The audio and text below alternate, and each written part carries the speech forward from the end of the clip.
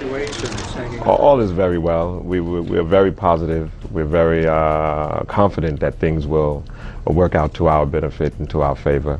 And these are the bumps and bruises of life. The reason is that the judge imposed the maximum of the misdemeanors for which the jury found him guilty of, which was the willful failure to file tax returns on 3 different counts. Why is your client going to jail Thursday? My client, because the jury... Let me just say, we still have prayers out there, Larry, and we still believe in miracles, so don't send me up the river just yet.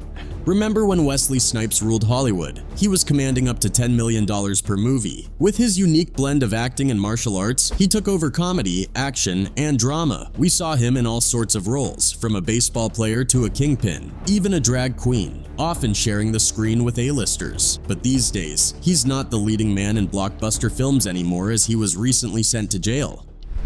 Wesley Snipes gets 3 years behind bars.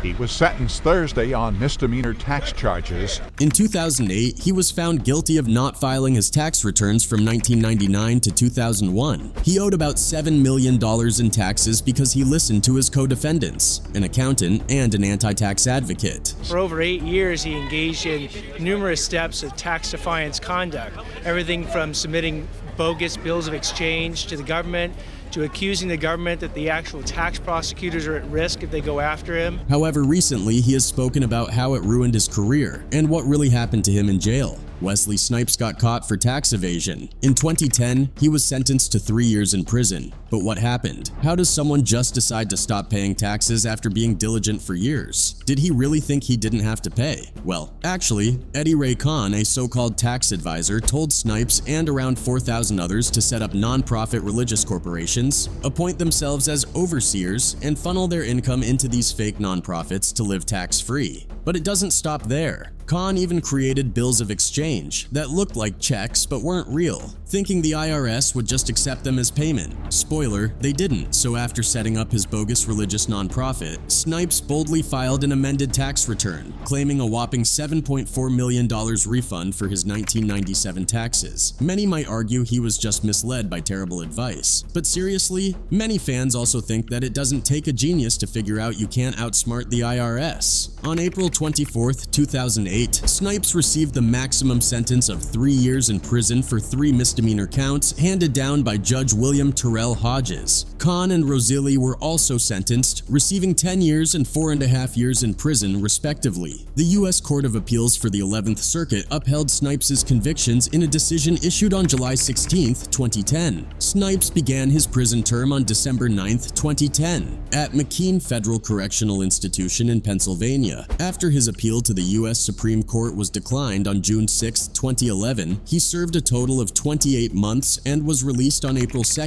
2013. His house arrest ended on July 19, 2013. On November 1, 2018, the U.S. Tax Court decided that the IRS was within its rights to reject Snipes' offer to settle his tax debt. The court upheld the IRS's decision to file a federal tax lien for about $23.5 million, covering taxes owed from 2001 and 2003 through 2006. They build character, and you learn from it as you move on.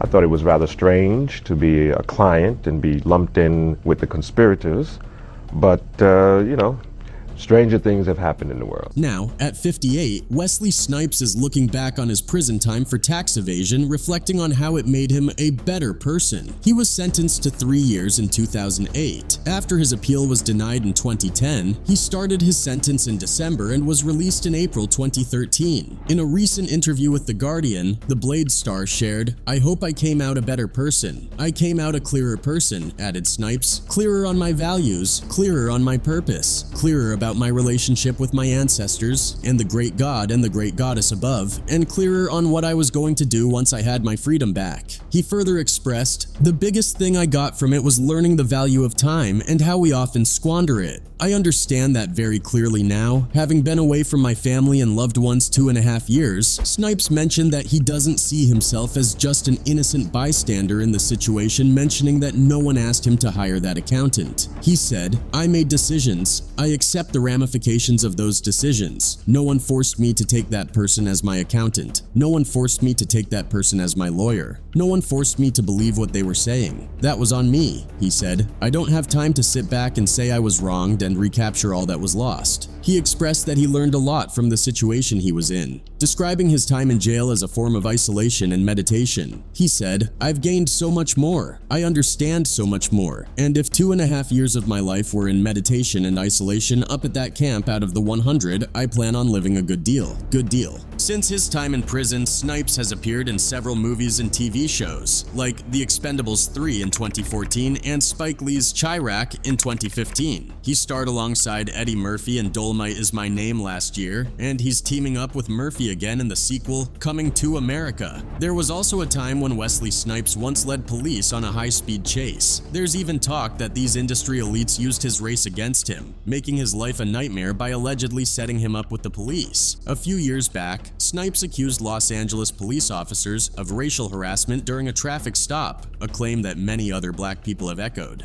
Back in 1994, Wesley led police on a wild chase down Florida's turnpike at speeds up to 120 miles per hour. Here's the scoop. The Martin County Sheriff's Office got a heads up from a dispatcher about a motorcyclist tearing down the turnpike at crazy speeds. Cops gave chase for 30 miles across 3 counties until the cyclist crashed into the grass at an exit. When an officer told him to stay put, the cyclist actually asked, "Don't you want to know who I am?" "I don't care who you are," the trooper said. "Get on the ground." So it turned out to be Wesley Snipes they were chasing. During the pursuit, officers mentioned he threw something about the size of a baseball off the road. They later found 3 ounces of wrapped in tape nearby, but couldn't definitively link it to Snipes. He got briefly handcuffed and charged with reckless driving. His defense? He claimed he didn't realize he was being chased, and that crashing at the exit was just your typical, everyday kind of accident you might have when exiting the turnpike at 130 miles per hour. This happened in the Rampart division around midnight after he left a movie set, driving a leased Mustang that had conveniently been reported stolen. That's a pretty suspicious coincidence, especially since he was the biggest star on that set at the time. Besides this police incident, there were other signs that Hollywood's power players were targeting Snipes. It became even clearer when his career started to decline after he refused to take a role in a particular movie. Snipes was slapped with a $7,150 bill for court costs and ordered to perform 80 hours of community service. As you can see, Wesley Snipes has this tough guy image, which might explain why there's a persistent rumor about him and Halle Berry. Back in 1996, Berry revealed in an interview with People magazine that a former boyfriend once hit her so hard that it punctured her left eardrum and left her with an 80% hearing loss in that ear. She didn't drop any names, but we do know she dated Snipes around that time. People who knew her then say their breakup really took a toll on her. There's this whole thing about Halle Berry and Wesley Snipes, right? People have been talking, but there's no solid proof that Wesley Snipes actually hit her. Halle herself hasn't straight up said it was him either. But get this, her ex, R&B singer Christopher Williams, is pointing fingers at Snipes. And not just him. A couple of her other exes have also pointed fingers. Remember David Justice, the ex-MLB star? He went on Twitter, all defensive, saying it wasn't him who caused her ear damage. He wrote, "Reading the latest Halle Berry reports, it wasn't me who hit Halle causing the ear damage. Halle has never said that I hit her." And then in follow-up tweets, Justice added the initials WS. Many fans thought that he threw WS in his tweets as if he didn't want to say Wesley Snipes' name out loud or something spooky might happen. While he has faced a lot in his personal life, the industry hasn't treated him well either. If you ask people to name a successful black actor, Wesley Snipes might not be the first to come to mind. That's surprising given his roles in many groundbreaking films. Recently, he's been opening up about how his career took a downturn, and it's really catching people's attention. Over the past 3 decades, one thing is clear. Hollywood hasn't made it easy for him. It almost seems like the industry was trying to derail his career. From where he started to where he is now, there's been a lot of suspicious stuff along the way. Let's take a closer look and see if Hollywood really had it out for him all this time. Once there was a time when Wesley Snipes was one of the hottest action stars in Hollywood, and for good reason. His mix of athleticism, martial arts skills, and undeniable charisma led to some unforgettable performances and blockbuster hits. But now, it seems like Hollywood is keeping its distance. Those peak stardom days are long gone, and you'll mostly find Snipes in B-list, direct-to-video films that often score a whopping 0% on Rotten Tomatoes. Rumor has it that this could be another case of Hollywood's power players bringing down a successful black man. There were also rumors that he was difficult to work with, and a stint in prison really derailed his career for a few years. After appearing in Michael Jackson's Bad music video in 1987, he hit a bit of a rough patch and worked as a therapeutic masseuse and valet to make ends meet. Then he landed a role in HBO's Vietnam War story, which led to his breakout as Willie Mays Hayes in the 1989 film Major League. This movie hailed as one of the best sports comedies ever debuted at #1 and grossed over $75 million worldwide. Naturally, the film's creators wanted to make a sequel, but by then, fame had already gone to Wesley's head. His Major League co-star Corbin Burnson mentioned to Sports Illustrated that he ran into Wesley a couple of years after they filmed the first movie and said, "I said, hey man, they're gonna make Major League 2. And he was like, "You're gonna do that?" I thought, wow, how quickly they forget. He had become Wesley Snipes, and that rubbed me the wrong way. According to the LA Times, Wesley signed with one of Hollywood's top firms, and his agent Donna Chavis told the Times that Wesley was determined to become a superstar no matter what. At first, Hollywood wasn't interested, saying they weren't used to his dark skin and unconventional looks. Studio execs even told his agent they wouldn't hire anyone darker than Denzel Washington, but Wesley pushed through, breaking down barriers and never looking back. Despite his agent's caution, he took risks, like his role as Nino Brown in New Jack City, which turned out to be one of the best decisions of his career.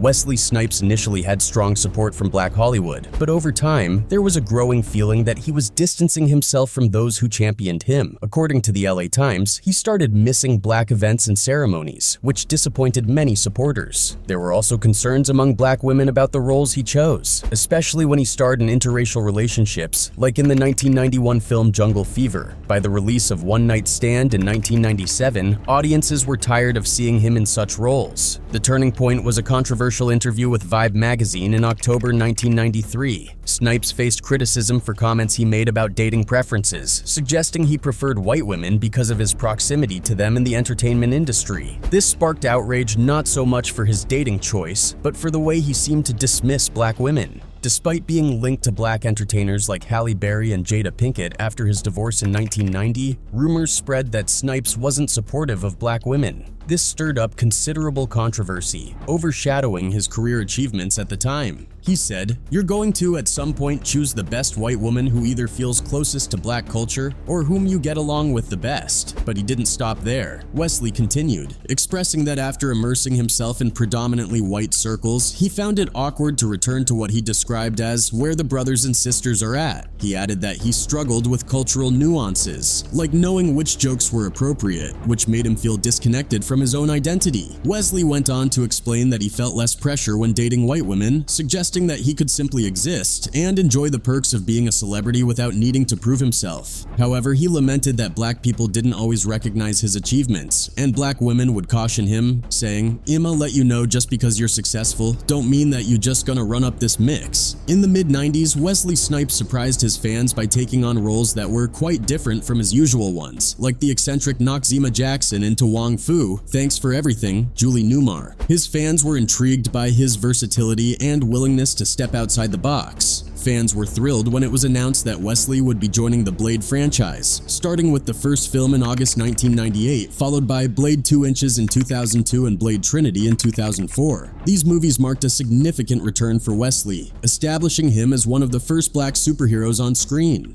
However, the third installment of Blade wasn't without its challenges. According to Variety, Wesley Snipes voiced concerns that the film's director, screenplay, and supporting cast were all decided without his approval, which violated his contract as co-executive producer. He also alleged that the film's writer and director, David Goyer, made racially insensitive remarks about his professionalism. Adding to the controversy, Wesley claimed that New Line Cinema deliberately hired only white personnel, still owed him $3 million, gave his co-stars more screen time, and failed to assist him in obtaining a Canadian tax exemption for a movie financed through a Swiss company filming in Canada. Not everything was smooth sailing on set, according to actor and comedian Patton Oswalt, who told the AV Club that Wesley Snipes preferred to stay holed up in his trailer and communicate solely through post-it notes. Oswalt also mentioned that Wesley seemed preoccupied with smoking substances throughout the day. Rumors even circulated about a physical altercation between Wesley and David Goyer. However, Wesley later denied these allegations. Chris Perry, a writer for Spin magazine who was present during production, added his perspective on the matter. He wrote, "Not only was he not prepared to help his fellow actors during their close-ups, but if the shot involved anything less than a front-on close-up, he called for a stand-in to do the acting for him." An anonymous crew member also spilled the tea, claiming Wesley Snipes referred to his co-star Ryan Reynolds as "that cracker" and Jessica Biel as "that girl."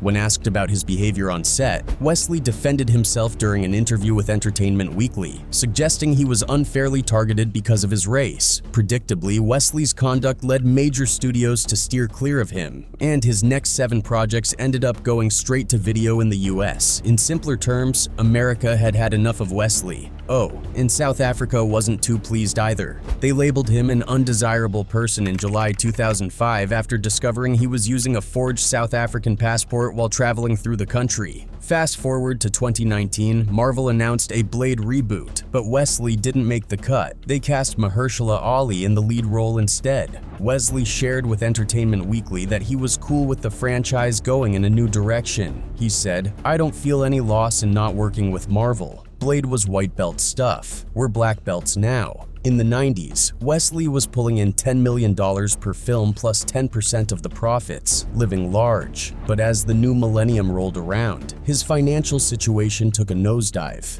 In 2002, the William Morris Agency filed a claim against him for a $500,000 loan. Then, in the summer of 2003, his massive 7,375 square foot mansion in Isleworth, Florida, bought for $1.70 million, went into foreclosure and was sold at auction for just $636,000. Wesley wasn't about to let that slide. He contested the sale, claiming the mortgage was signed with a forged signature. Unfortunately, a judge later sided with the bank. Tough break. Today, Wesley Snipes is a name remembered for his old movies. Many fans believe that Hollywood blackballed him due to his race and the racism he encountered. However, lately, Wesley's been popping up in films like Coming to America, Paper Empire, and True Story. He's also got a book under his belt called Talent of God. Sure, he might not be the leading man he once was, but that doesn't mean Wesley's out of the game for good. As Michael DeLuca, the exec who brought us the Blade series, put it to the LA Times, "Once you're a movie star, you're always a movie star. All it takes is one more film to put you back on top."